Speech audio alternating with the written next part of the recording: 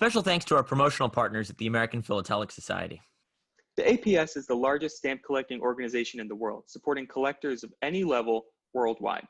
For more information about membership and APS services, visit stamps.org. Hi, I'm Michael Cortese of Noble Spirit in Pittsfield, New Hampshire, and this is Conversations with Philatelists. Now, a couple weekends back, Charles and I visited Toronto, Canada, to go to Capex, and the North Toronto Stamp Club graciously invited us to speak at their club meeting and opened it up to the public. So that's what this week's episode will be. Is in lieu of a regular guest, we will be airing the conversation that we had with the North Toronto Stamp Club 2 weekends ago now at the Capex show. Now, we talk a lot in this episode about an upcoming Wayne Youngblood episode on forged and fake forever stamps coming from China and some other countries. We talk about it because this was recorded 2 weekends ago. In the future, that episode is already out. If you listen to this and were looking forward to that episode, that was episode 90. Please go back in our channel or the audio and visit that episode. We talk very highly about it. We were incredibly excited about it at the time. Still are. It's a terrific episode on just educating people on the dangers of buying forever stamps, not directly from USPS or from dealers who are aware of what's going on. So without further ado, I'll now press play on the episode that is us talking to the North Toronto Stamp Club. Thank you. Okay, welcome everybody to today's session of the North Toronto Stamp Club. Absolutely. I'm glad to see a good attendance here. It's always good to see a lot of people who are interested in philately. And also we're welcoming Michael and Charles, who are probably known to most of you already from the internet. And episode 89 is a Swedish tiger, which was a little bit misleading for me because I'm collecting Sweden. I thought, great, look something about Sweden. Nothing, all about US, which I don't collect. But it's an excellent website and also an excellent episode, just as a aside. Anyways, North Toronto Stamp Club exists since 1938, and we meet twice a month. Now, obviously, because of COVID, there were not many meetings, and now the summer we also don't meet anymore. However, if you don't have enough stamps yet, please come on Saturday to our bourse at the York Minster Baptist Church, and there you find more stamps, more dealers, and a warm welcome also by our club members. We have still another meeting on the 23rd. That's a little plug for that. Here's a little flyer for the bourse, and it's also mentioned Canadian Stamp News. If you haven't picked up a copy yet, it would be interesting to see that. The other thing for the show, we came up with a show cover, which you can purchase $5 a pop. Also, there are stamps, I don't see them right now, but stamps specifically issued by the North Toronto Stamp Club. Their value, they are actual stamps. You can, domestic, so sorry, can't mail it to the US, you have to put extra money on there. And there's also a special cancellation. With further ado, would you like to say a few words? I'm just going to introduce the speakers. We probably don't need much of an introduction. So obviously Charles and Michael, probably best known for their podcast Conversation with Philatelists. And I think I first saw both of you as you graduated from the Young Philatelist program with the APS.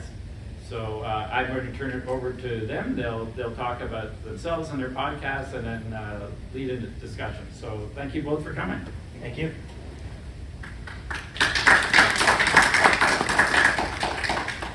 No, thank you very much, everyone, for getting up early and joining us this morning. Michael and I are very excited to not just be at Capex, but to be here.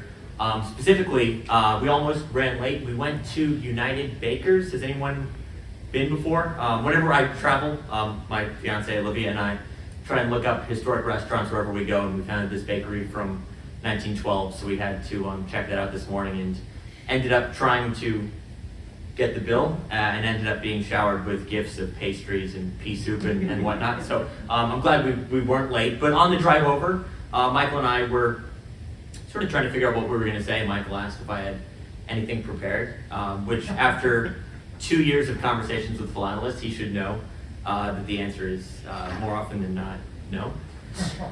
Because the thing I love most about this podcast and Michael and mine's friendship and working relationship through CWP is that Michael, I think you're more the meticulous one who maybe writes down questions and research. Yes, and I'm more the loose cannon, I guess you could say. But when we started talking about what we were going to discuss this morning with you guys, we figured we've talked about the history of the podcast a bit, and I figured we'd go over that briefly. I thought it'd be fun for us to ask each other some questions, what our favorite episodes were, where we want to take the podcast in the future. We have been on a several-month hiatus. Yeah. We both got incredibly busy with work and life for the first part of this year, and had to sit out the last about 2 months of the podcast. But now we're back. We've done 2 episodes since I sort of view it as our second season. Okay. Since we came back. We've got a new episode coming out Monday. We're filming this. This will become an episode in just a couple of weeks. But I figured from there we would just sort of turn it over to audience questions. I see at least 2 gentlemen who have been on Conversations with Philatelists in the audience. But it would be a lot of fun just to open it up, make it more of a discussion, make it a real conversation with philatelists rather than us getting up here and just talking at you guys. So that's sort of how I envision it going. Michael, do you want to sort of give your side of the origin, since it is entirely your idea, this podcast, Yeah. and I'm just along for the ride? Why don't you sort of describe how it all came together and why we're here? Yeah, so it started back in June, right, of Towards the start of the pandemic. 2020. Yeah, I had this idea that I was listening to a lot of podcasts at the time, and I think we'd only spoken in person 3 or 4 times before, so I thought... Yeah, we were both, as was mentioned, we were both graduates of the Young Philatelic Leaders Fellowship through the American Philatelic Society. So we'd crossed paths in Monaco, and you'd come by my office for lunch with Kayla, your wife. Yeah. And so we knew each other, but we're not talking on a regular basis, I would say. Yeah. And I was driving to look at Pope Pius XII's stamp collection, which was kind of a weird thing that came up that ultimately didn't end up working out for consignment. But I was stuck on the Long Island Expressway. Yeah. And you just randomly called me And said, do you want to start talking to the people that we don't get to talk to because we're not getting to go to any shows anymore? Some of the most exciting parts of being a philatelist or a dealer is attending the shows, talking to people that I've never met, meeting with some of the dealers, and it was, we weren't getting to. No, we were both keeping plenty busy with work. There was no shortage of material to describe or auctions to hold or listings online. But I think that social component, just being in a room full of people or sitting in a booth and getting to for us, getting to shake people's hands and see people face to face is one thing we were both missing. Again, we had the stamps, we had the research, we had tons of stuff to do. It wasn't boredom. It was really a lack of interaction. And instead of getting to see people at the APS show, at NAPEX, at WestPEX, it was let's hop on Zoom with them. Yeah, it started pretty innocently like that. We just wanted to talk to people. But I think as we put out more and more episodes, something happened that we didn't really expect, is that people would email us and say, I've never met this person before, I've never bought from this dealer, or I've never met this collector, but I feel a sense of connection with them because of the questions you asked. I got to know them better as a person, and they felt more able to email them, buy from them, or email them and chat about their collections. People connected with people they weren't initially friends with, at least. So. The other thing that happened that I didn't really expect is we called it Conversations with Philatelists. Yeah. And we both had an idea in our minds. These are the exhibitors, these are the dealers, these are the, Scott English from the APS and Danny Geyer from the ASDA. I think we had an image in our mind that it was going to be philatelists in the strict sense of the term, people we would see at a show like this. And very quickly it became conversations with people who maybe are tangentially related to philately, but are no less interesting and no less deserving of having their stories told. So we started talking to college professors who use the mail in their research, We started talking to representatives from the United States Postal Service. We started talking to people who maybe use stamps in their life or are related to stamps in their life, but aren't necessarily philatelists as many of you in this room are. And I think that was fun, that we really got to expand the definition of what a philatelist was. And we ended up talking to one of the guys from the Doobie Brothers. We ended up talking to politicians. We ended up talking to people who don't go to shows, who maybe don't bid in our auctions or your auctions. But they're no less philatelist, I would say. It just sort of took a little bit of an expansion of the term. I also want to interrupt myself and say that Alex Hyman just stepped into the room. Alex is not only the reason I have a job, and maybe you had your family business. Involved, yeah. Exactly. Alex is the founder of the youth fellowship that we were both involved in. He is the reason we were both standing here. And he's also our first CWP guest. When we thought about who we could kick things off with, there was no other thought than Alex. So thank you, Alex, for stopping by. The original guinea pig. You were the guinea pig. If it hadn't worked with you, we wouldn't have done it ever again. So I want to give the credit that's due to you for everything that you've provided, Michael and I. But No, absolutely. yeah, again, between the helping people break down barriers and make those introductions, and then again for me, expanding our definition of the hobby, I think that the podcast really, I hadn't listened to a podcast before we started doing our thing, so I didn't really know what I was doing or what I was getting into. And very quickly, it became something that I would look forward to every week. Or when we got to do 2 or 3 in a week to, maybe we were going on a trip or something, it became very exciting for me. It really became part of my routine. It wasn't just something we had to do. It was something that I like. We talk on the phone all the time. We enjoy talking stamps and did you see the newest auction? Did you see what's on the Ferjola board or whatnot? And the fact that we get to share that with people and sort of have a purpose behind our ramblings is a lot of fun. No, but touching on something you said at the beginning of that, the professor, that was one of my favorite things we did, because the professor, Dr. Christy Potroff, uses postal history to teach her students the American literature, and buys stampless covers and shows them the letters from back then, the early 1800s, that would geez, I'm blanking on exactly how. So what I think, so to us, postal history and covers and stamps and whatnot, they're an ends in and of themselves. Right. But to her, it's a means to an end. Exactly. It's not what's important is not the cover itself. Yeah. It's what that cover conveys. And she would even talk about how writers like Washington Irving would travel on. The mail was carried basically privately in the 1830s, 1840s. By private contractors, and these authors would travel on the mail coaches, sort of shilling their books wherever they went, and that was how authors like Washington Irving and James Fenimore Cooper got their start. So there's this great interplay between the postal routes of the early to mid 19th century, and then again, she's a literature teacher. She's an American history. She was not a philatelist. Not a She philatelist didn't at all. collect, but she was buying these items at auction off eBay to use in her class to teach people about history. And this was exactly what a lot of the people said we need to get philately into schools, we need to get philately into higher education. And this is exactly what she was doing, but it was coming from someone that wasn't even a traditional philatelist. And I think those are some of the best interviews we've had in the non-traditional philatelist. So you brought up Dr. Potroff. Yeah.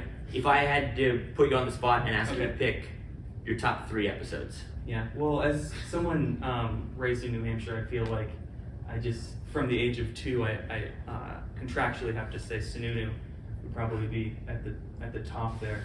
And then I had a tremendous time. I always bring up Cheryl again, Dr. Cheryl Gons. So do you want to explain, because we're in a foreign country. Oh, fair, yes. So the New Hampshire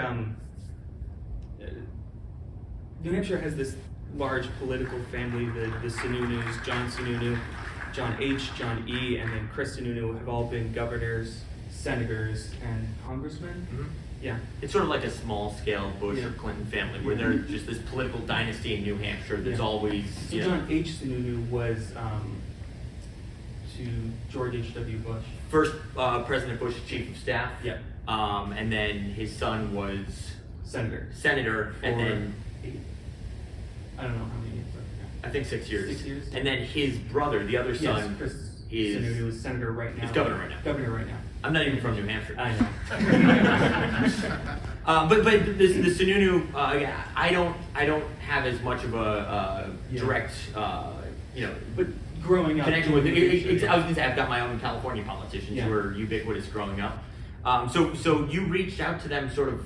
I didn't even know they collected. So I was down at the Spelman Museum and talking to the executive director there, Joe Mullen, and he mentioned to me that the Sununu family collected stamps. That John H. and John E. Sununu collected stamps on a whim. I thought I'd just check our customer This records. is the best part of it. Yeah. You went into your eBay records Yeah. to see if they'd ever bought from you. And there were their purchases and their email address and their address. So I sent him an email. And So if you said- ever buy from Noble Spirit, you may be asked Yeah. to come on the podcast.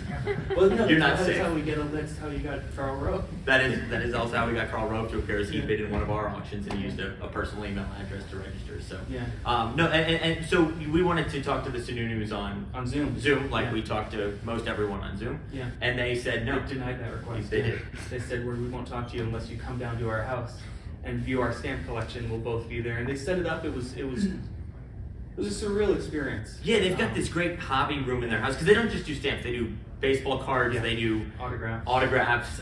basically everything that President Bush gave him. Yeah. Or basically everything he could take from the White House, it seemed, was all over this great hobby room of just Americana and memorabilia and just wonderful, wonderful stuff. And it is fun to sit across the computer screen from people, Yeah. but even more fun to be in a room with people where they can show you. It's this multi-generational collection where everything has to do with a family member who lived in British Palestine, Yeah. or a family member who came from Cuba. And every aspect of their collection ties into their family history. Additionally, it's a very nice collection. They've Yeah. put a lot of time and effort into growing these collections. It's not a haphazard little Oh, no. project. It's Yeah. something that they take a lot of pride in, and getting. I agree that Sununu was certainly That one of was the. probably the one that meant the most to me specifically because I'd grown up seeing their ads on television And here we are seeing in their them house. represent our state. Yeah. So Yeah. and then you mentioned Cheryl Gons, Yeah, who I I saw her the last couple of days. She may still be here today. Yeah. She was one of the first people to take me under her wing when I met her at APS 2014 in Hartford. She and I collect similar eras. Our collecting interests overlap a bit. And since then, she's become a very close friend and a colleague and a mentor, who I respect very much. And her episode I thought was fantastic because she wanted to share items from her Yeah, collection. that's exactly what I was going to say. I think she was the first person to screen share with us, which being new to Zoom after. Oh, sorry. Well, continue. I just wanted to know which duty brother you know. Pat Simmons. That's it. Yep. I'll be one of mine that I Yeah, touch on in yeah. a second. So. Yeah. No, she was one of the first people to screen share. We were new to Zoom, new to podcasting, new to all that kind of stuff. So we didn't even really know you could screen share until she said, "Can I share a couple of my items?" And I thought, "Wow, how's that going to work?" And I Googled it. And I said, "There's a feature in there that does." We're the oldest millennials ever in Yeah, a way. yeah. It's like, if we can't figure out Zoom, I don't know Yeah. who can. Since then, we've had a number of people share their collections with us, but no, it was how she spoke about her time at the Smithsonian and how we need to bring new members into the hobby and the sentence she said where if we spend time talking to just collectors, we're not gonna grow the hobby. We need to talk to people who are interested in history. We need to talk to people who are interested in other aspects that are, like you said, tangentially related to philately. And that kind of just resonated with me, and what we've been trying to kind of hit going forward is find these people who are involved in the hobby, but then try to find an equal amount of people who use the hobby in their daily lives, like Cameron Blevins, who wrote Yep. that book. Yeah. So I'll talk about the Doobie Brothers for a second. Pat Simmons, my father is an author. He writes autobiographies with people. He's sort of the ghostwriter behind the scenes. And one of the books he's been working on that was just released or is just about to be released is sort of an oral history of the Doobie Brothers told through the various band members. And my father was talking to Pat at one point And Pat asked what his son did for a living, and he goes, oh, he runs an auction house that sells postage stamps. And Pat perks up and says, I'm a stamp collector. And my father, isn't used to hearing that from rock stars, especially, let alone, everyday people.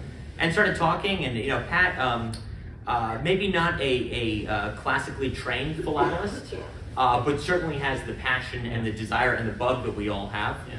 And was more than happy to hop on Zoom with us and talk. And my favorite story that he told, you'd have to listen to the episode for the details, because I just remember the basics, but he was in the Soviet Union on tour with the Doobie Brothers in the 80s, and there was a sort of black market where you could buy illicit goods, including postage stamps from Poland and Soviet Union and other Eastern Bloc countries. So Pat finds out that there's an illegal postage stamp dealer, and there's like a tent, and they whisk Pat under the tent, and he's looking at all and it's the Polish and Romanian stamps of the 70s and 80s with cats and spaceships on them and everything. And he totally made it sound like a drug deal where he's, bartering with the guy for these Eastern Bloc stamps and everything. And the fact that somebody, on tour with one of the biggest rock bands in the world would take time out of his day to go to a... He hid him in his jacket. He hid him in his jacket to smuggle them out of the Soviet Union, and he still has them to this day. The fact that he would take time out of their touring schedule to smuggle postage stamps out of the country. Again, even if he's not, putting together an exhibit at a show like this, he's got the same, bug that the rest of us have, and it really shows. It doesn't matter what walk of life you're in, what job you have, if you're on stage playing to tens of thousands of people, you still might be one of us. Thank you very much. Who is he? Which one is he? Pat is he's the guitar player who he's sort of the I'm trying to think of what he sings because I'm blanking. Tom Johnson is the one who sings most of the hits, Long Train Running and songs like that. Pat wrote Black Water, I know, is sort of his hit, but they're the two original members. The rest of the band has been a bit of a revolving door, and he's one of the two founders from way back when in Northern California. Yeah, it was a lot of fun. He zoomed us from Hawaii. He was at his house in Hawaii. He was on an iPad, not the best Wi-Fi, but we made it work, and it was a lot of fun. So. No, it was a lot of fun to talk to him, and he started topically collecting motorcycle stamps. Yes, because he also restores vintage motorcycles. He's sort of a jack of all trades. He's a real Renaissance man. He collects motorcycles on stamps to sort of augment his real life motorcycle collection. Yeah. So he goes to Sturgis and everything, and is a really fascinating character who finds time for postage stamps even in his rock star lifestyle. Yeah. Any others that jump out at you? There's been a lot. We've been doing it 2 years now. Yeah. We hadn't really missed a week until fairly recently. Yeah. There was this gap, as I mentioned. I had auction catalogs to prepare. You've been doing great auction catalogs through eBay, and we both we were talking on the phone daily in this interim. It wasn't like there was it wasn't like the Beatles breaking up or anything. But we were still talking, and we just kept trying to find time. And Michael would say, "What about 1 o'clock Thursday?" Yeah. And then 1 o'clock Thursday, I'd be running around trying to pick up a collection or something. But now that we're back, we did an episode with Jay Bagalki from Scott Catalog and Lynn Stamp News and Amos Media. We did an episode, as was mentioned, with Swedish Tiger, which is sort of an online virtual U.S. stamp catalog. We have an episode coming up Monday, so 2 days from now. Yeah. We got a little bit of flack because we did part 1 of an episode with no part 2. I think we gave ourselves a lot of flack on it. We did, actually. Around the Christmas season, my mother started getting these targeted Instagram ads saying buy U.S. postage stamps at 50% of face value. And something about it wasn't right, the fonts, and it was something that didn't look government approved. Yeah. So my mother screenshots it and sends it to me and says, do you know anything about this? And then we started asking people. We found out that this was going on in Canada as well, with Canadian postage stamps being sold at below face value. And then we started poking around on these websites that all were built on the same platforms and had the same broken English wording on them, and it was a real rabbit hole that we promised we would go down.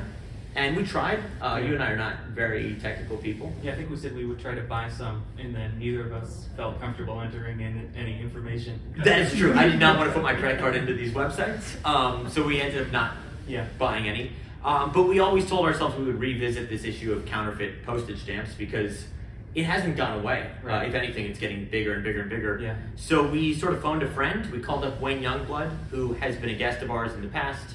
I'm sure some of you know Wayne as an expert on United States stamp production. He used to go to the BEP a lot. He's really one of the experts on how stamps are produced and what can go wrong and what different tagging methods and different die cuts and all this sort of thing, the roulettes. So we called up, or we wrote Wayne and said, Wayne, can you give us an update, sort of a state of the situation? And Wayne was kind enough to hop on with us and share a PowerPoint. We love when people share their screen because we get to sit back and I feel like I'm a CWP listener for once instead of having to be on the production end of things. And Wayne showed us this great slideshow of the counterfeits versus the genuine stamps. Yeah. In many cases, the counterfeits look better than the genuine stamps these days. It's incredibly alarming. It is alarming that the production methods in China are sort of running circles around what Yeah. the U.S. Postal Office is capable of.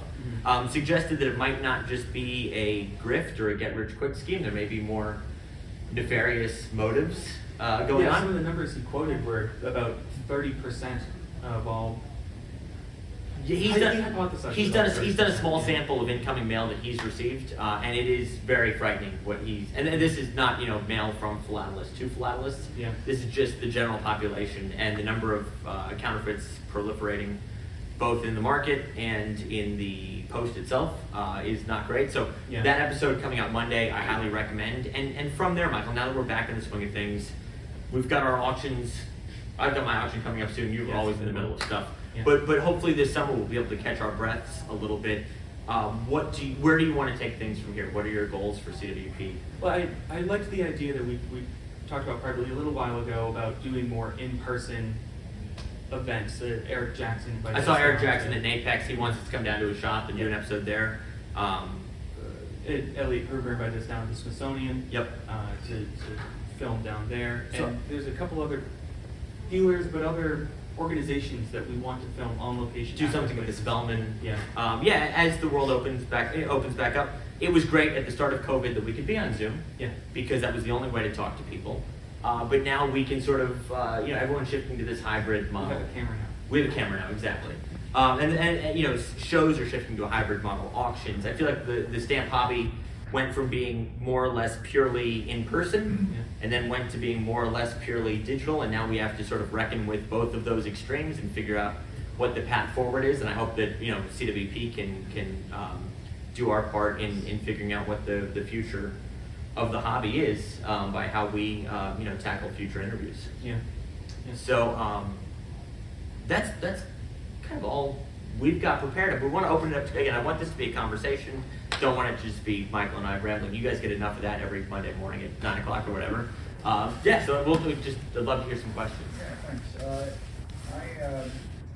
You just said a moment ago that you're looking at hybrid approach to what you do. I'd like to listen to podcasts. And are you thinking about going just voice only, or are you going to keep the video part of it as well? Oh, we definitely like to keep the video part, but I don't think we'd ever take away the voice because it started as an idea as just audio. I don't watch any podcasts on YouTube myself, but it seemed like when we posted them on YouTube, people liked that.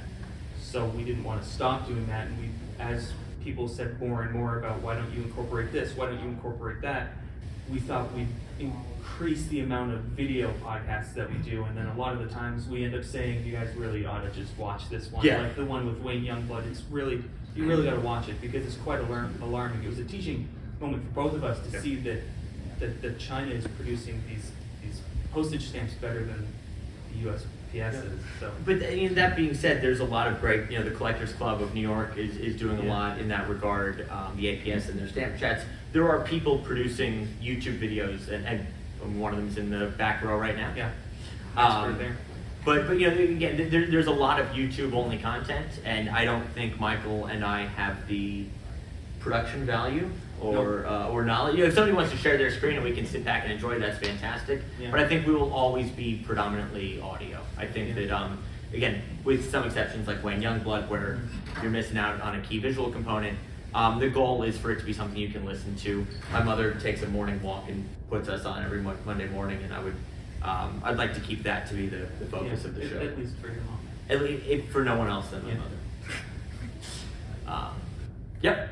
The British Royal Collection, have you guys approached London to see if you could ever do something with Royal curates that collection?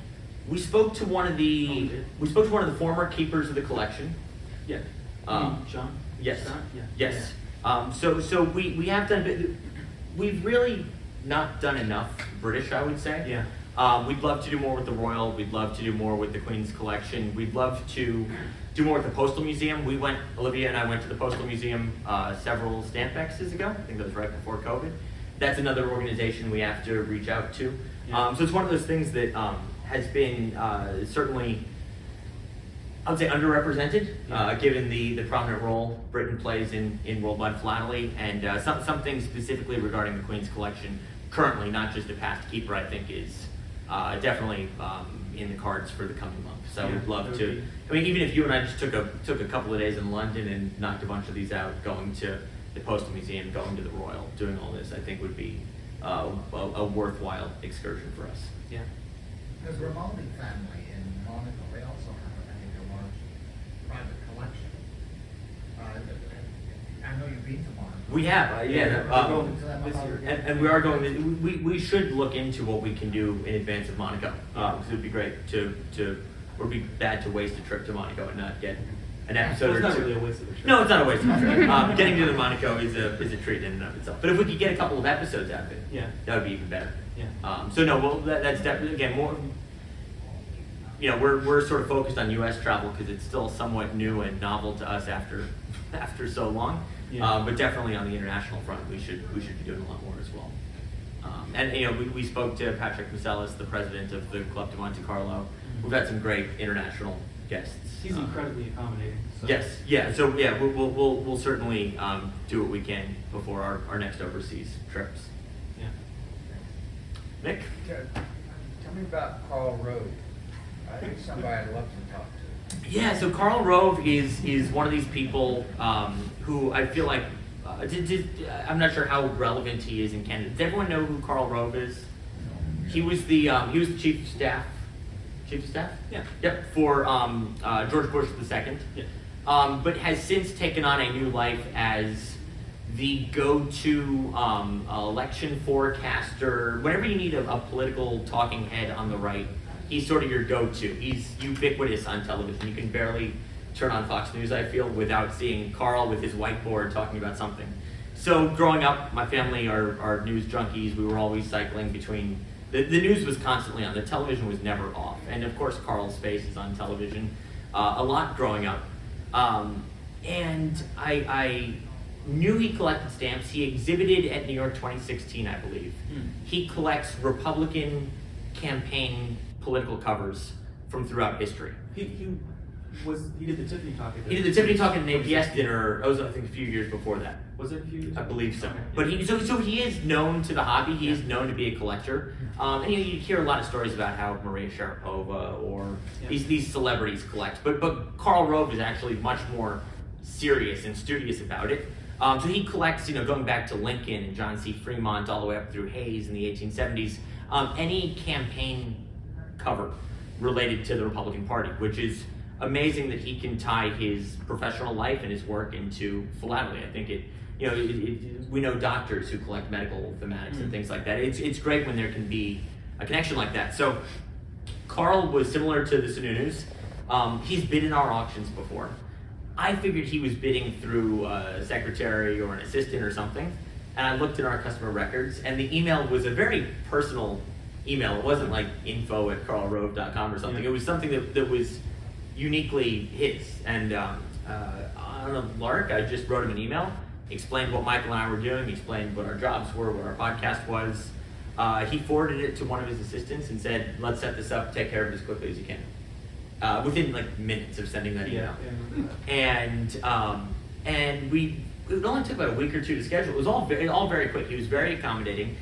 I like to imagine that somebody like that, whose life is spent predicting elections and studying poll numbers and advising politicians, that must get, I don't want to speak for Karl Rove, but that must get old or stressful fairly quickly. I would need maybe you can speak to that. I would need a break from that. I would need a reprieve. And I think that he was probably excited that we were interviewing him, and not once did Clinton or Trump or Biden's name come up. It was purely about his stamp collection. Yeah. He was able to strip away all of his, his work life and just be a stamp collector with us. And he actually brought his stamp albums out. It was terrific. He was like a kid. He was holding them up, showing us, his favorite covers. And this one has a letter from a Civil War soldier. And it was really fun, no matter where you stand politically, that it's sort of like Pat Simmons from the Doobie Brothers. These are such disparate people. These are such a random mix of people. And yet we all have this one thing we can rally around, and I think that's really fun. So just one last bit of the Karl Rove story that I think is really amazing. Michael is running for the APS board. I'm running for the American Philatelic Research Library board. So about 2 weeks ago, my colleague Allison gets the mail at the front door, and she says, "Who do you know in Texas?" And I said, "I don't know who it could be. It's a little card, a nice stationery." And she hands it to me, and I open it, and it's a personal handwritten card from Karl Rove. He says, "Best of luck in your election for the APRL board. He goes, you've got at least one vote, and I wish you all the best, even though you're running unopposed."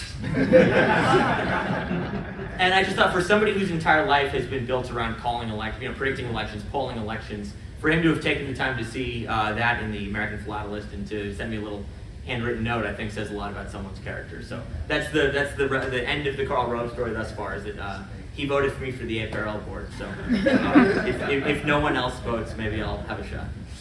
So any other questions? So you talked a bit about I think it was Wayne Youngblood doing the Counterfeit talk that's forthcoming. If you can't say anything or you want to wait, that's fine. But I'm wondering if you can add on to those kind of like nefarious reasons you mentioned that counterfeiting might be happening in the States. Is it a convenient reason to privatize mail delivery in the country, perhaps? So when I thought of this issue, I picture like the guys with the fake Louis Vuitton bags on the streets of New York. I thought it was just a way to make money, a way to scam people. You sell stamps that are worth 58 cents for 20 cents, and you're making decent money. Wayne, I don't. Whatever Wayne said in the episode is what's gospel. But what he alluded to is that there's some thought that these might be state-sponsored Chinese printing houses that are creating these postage stamps to defund the United States Postal Service.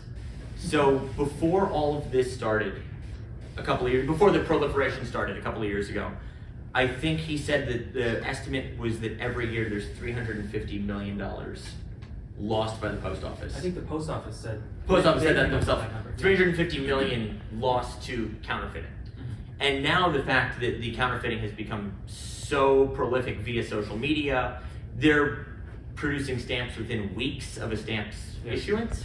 That number is almost certainly much higher. And when the Postal Service has been struggling financially as much as they have without the issue of counterfeiting, I really do think that I think that there's a lot of logic behind that theory. And there were also a couple of stamps produced by Russia recently, which also could be viewed as a purely political.